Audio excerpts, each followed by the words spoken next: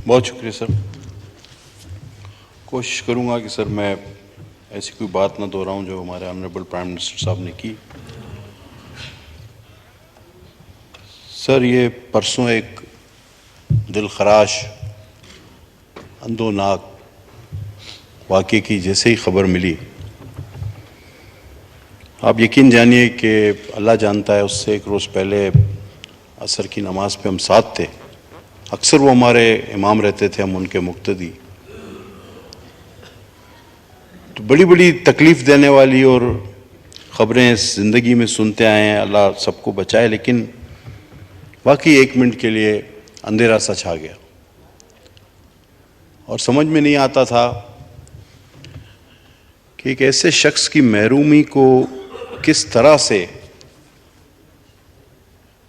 अल्फाजों की शक्ल दी जाए, जो एक दोस्त भी, जो एक साथी भी गुज़िश्ता 5 साल से, चाहे वो बेंचेस हों या ये बेंचेस हों, एक साफ गो, पुरईसार, सादा और बहादुर साथी।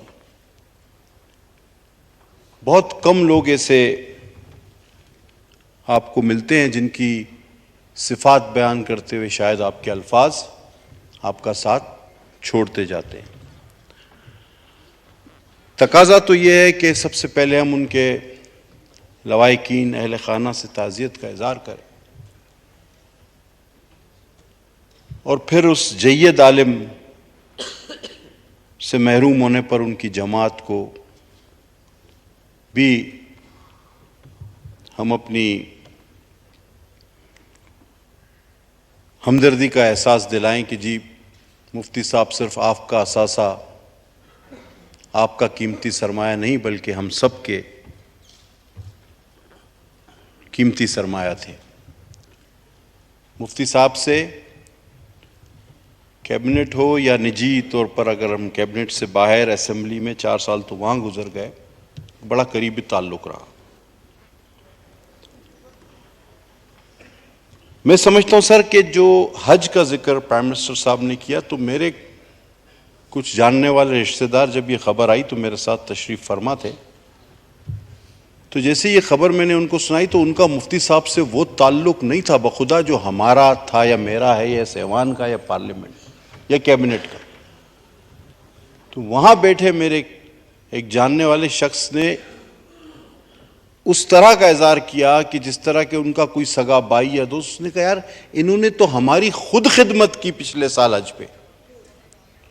वो आम आदमियों के दरमियान बतौर वजीर नहीं बल्कि खिदमतगार उस हज में घूमते रहे। हर एक की मिजाज पुरसी, कोई ज़रूरत, कोई तकलीफ वो खुद मालूम करते रहे। वो आम हाजियों में गुले मिले रहे और जो लोग बड़ा महंगा और वीआईपी हज करते हैं उन पर वो पाकिस्तानियों का आम हज जो है वो ज्यादा बेहतर साबित करके दिखाया। और उन्होंने ये बताया कि इंसान कोशिश करे तो सब कुछ जायज।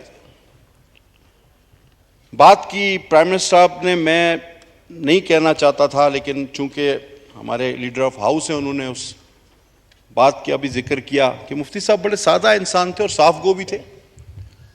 और किसी हद तक मैं अपनी जाती तौर पे कहूंगा हमारी भी हिमायत थी उनको। सर बात ये थी कि मुफ्ती साहब, जब असल बात की तरफ मैं आना चाहूंगा कि सर हमने कोशिश की, वाकई इस वक्त पाकिस्तान में महंगाई है और किस लिए क्यों है सब जानते हैं।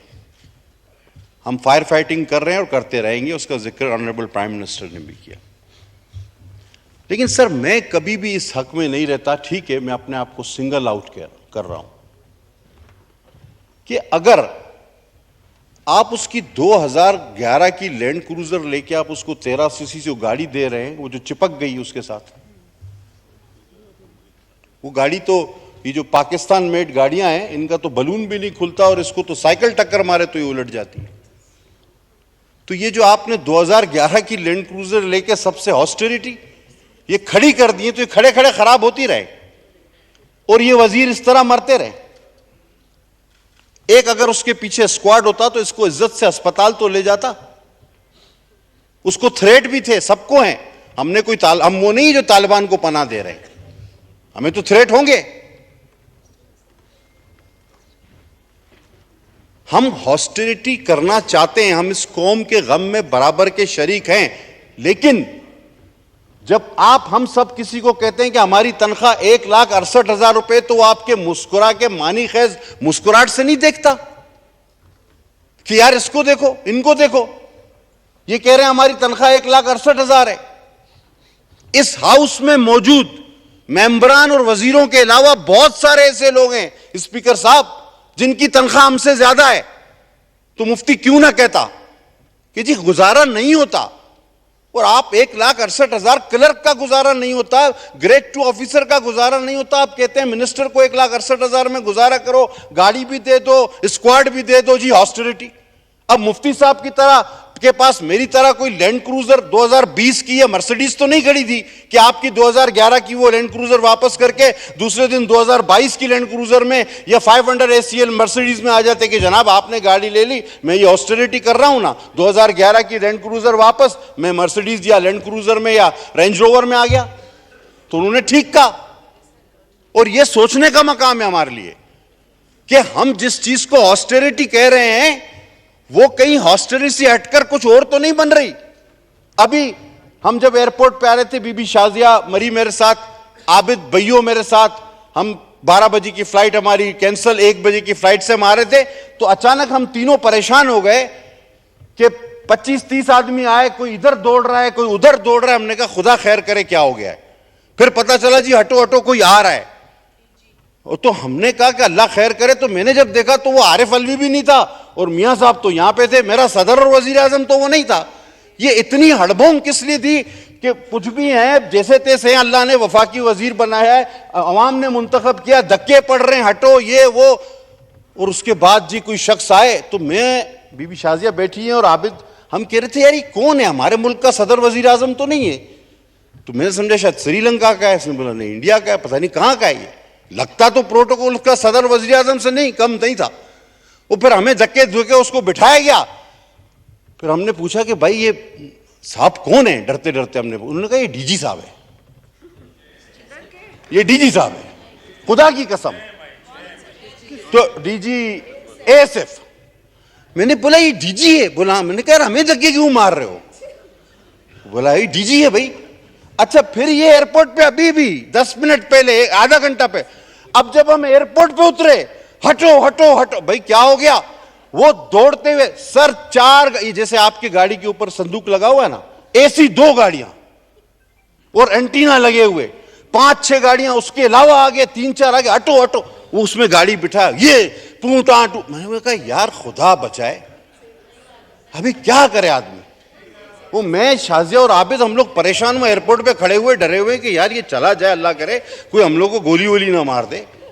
तो ये क्या अभी, और हमारा वजीर बेचारा चौक में लावारिस, एक कांस्टेबल उसके साथ नहीं जो उसकी लाश को इज्जत से उठाता। वो जो वहां पे पुलिस वाले हैं, खुदा की कसम उन्होंने पोली क्लिनिक में ये बयान दिया कि हमें तो पता ही नहीं था ये वजीर, हम तो रोड से उठा के लाए। आप क्या कर रहे हैं ऑस्टेरिटी के नाम पे। ये आपके जज 20-20, 18-18 लाख रुपए तनख्वाह ले रहे हैं, आपके आइन को तोड़ रहे हैं, आपके जर्नल गोल्फ खेल रहे हैं 50-50, 20-20 पता नहीं कितने लाख, और आप 1,60,000 और मुफ्ती रोड पे मरा हुआ पड़ा है, कोई उठाने वाला नहीं। पॉलिटिशियन बुरे हैं। अगर हम हकीकत का सामना नहीं कर सकते तो सच का सामना करना पड़ेगा हमें। अगर हम अपने लिए सच नहीं बोलेंगे तो हम आवाम के लिए सच नहीं बोल सकते। ये झूठ है, ये दिखावा है। मैं नहीं मानता इस बात को। ये झूठ और दिखावा बंद किया जाए। जनाब वाला कितना सराहा गया आपको। हमने आवाम के साथ उनके दुख में शामिल होने की कोशिश तो की, करेंगे भी, लेकिन जनाब वाला ये कोई तरीका नहीं होता। खुदा के वास्ते मुफ्ती साहब का दुख हमारे लिए बहुत बड़ा है। अगर उनका दुख बहुत कुछ हमें सिखाता भी है, देखो इन ब्यूरोक्रेसी को, देखो इन जजों को, जर्नलों को, और फिर आप कितना भी बोलो 1,60,000 68,000 तनख्वाह है, लोग हंसते बोला इसको देखो। तो ऐसा ना करें, लोगों को प्रोटेक्ट करें, हम अवाम के गम में शरीक हैं, हम तो 24 घंटा अवाम की अब मुफ्ती साहब कहां जा रहे थे कोई पता है? वो अपने दफ्तर जा रहे थे आफ्टर तरावी। जिस तरह उन्होंने बताया कि हज के लिए वो 20-20, 18-18 घंटे काम करता था, वो रात को अपने दफ्तर जा रहा था। उसके लिए कोई तो सहूलत होती। इस इबादत गुजार दरवेश मनिश इंसान के लिए मेरी उनसे बड़ी कुर्बत थी, बड़ी बातें, और वो लोगों को भी बात करनी होगी। मैं अक्सर उनसे कहता, मुफ्ती साहब ये खाते हैं वो खाते हैं, क्या खैर खबर है? तो उनका एक जवाब होता था जो एक लफ्जों में मुझे आ रहा है कि अच्छी गुजर रही है, दिले खुद कफील से, लंगर से रोटी लेता हूं पानी सबील से। तो वो इस तरह के आदमी, लंगर से रोटी और पानी सबील से, और उनकी अच्छी भी गुजरती थी। खुदा ताला उनके दर्जात को बुलंद फरमाए, और यकीनन ऐसा साफ गो, हिम्मत वाला, इंतहाई ईमानदार, इबादत गुजार शख्स, यकीनन मेरा परवरदिगार उसके गुनाहों को माफ़ करे और उसके दर्जात को बुलंद से बुलंद फरमाए। मैं ताज़ियत करूँगा उसके घर वालों से, उनकी जमात से, और ये अपील करूँगा सर कि हमें हकीकत पसंद होना चाहिए, हमें दिखावा पसंद नहीं होना चाहिए। बहुत शुक्रिया सर। जनाब अब्दुल्ला।